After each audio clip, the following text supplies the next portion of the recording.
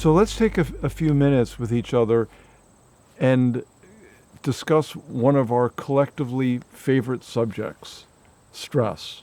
Can't live with it. You can't live without it. Stress is what keeps us alive. The notion that stress is bad is one of the most dangerous attitudes or mindsets that we can have. And when I formulated stress therapy, I was under the correct assumption that what I want to do is help our response to stress. So if I have a thought, I like you or I love you, my body has a very, very different reaction than if I have the thought, I don't like you or I don't want to be with you.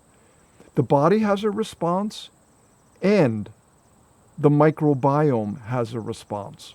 Most of us know that when we're confronted with stress, that our body has a response. You get tense, tight, your shoulders get up, your brow gets wrinkled, whatever.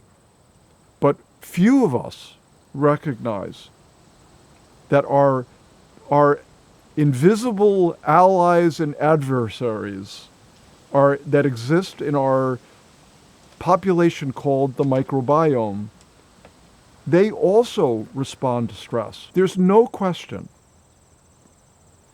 that the time we're living in today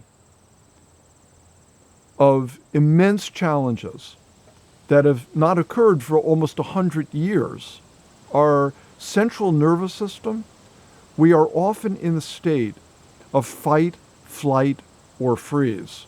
Today, we need to get more into the rest and digest phase. So, as a formulator of products for decades, and relying upon my ancestral lineage of other great teachers and herbalists and healers, this is where I think the most important principle in the formulation principles manifested, which was common sense.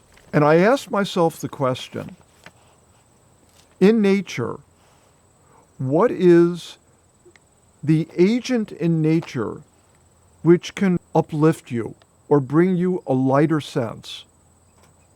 And if I ask you to close your eyes and then imagine someone who's close to you is giving you a bouquet of flowers, what's going on in your physiology the moment you even have that thought? A bouquet of flowers. So I asked myself, common sense, if that's working even on a thought basis, what might be the impact of taking flowers within?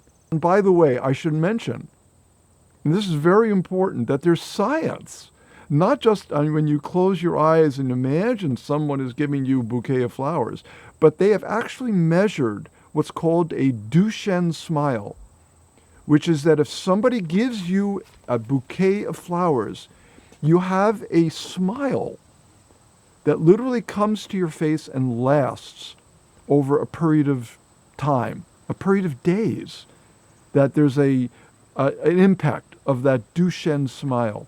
My two favorite flowers to bring within, one is the most perhaps familiar or even common, and the other is profoundly exotic and precious.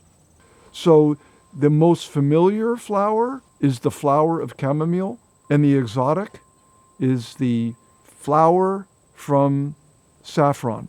The science is exquisite on both of those flowers.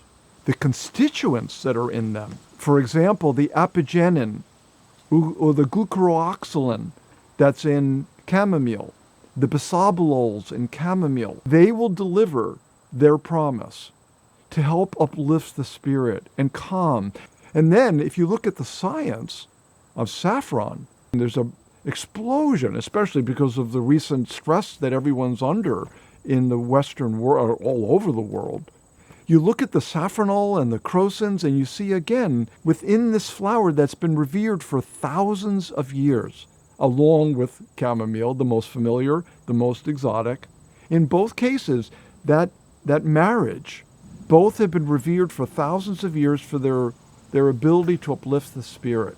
And so utilizing and sourcing the best chamomile that we could find in the world with high levels of apigenin, along with saffron that had constituents that had been marked for their presence, thousands of dollars a kilo for the saffron at clinical doses that would deliver a effect on oxidative stress in the body.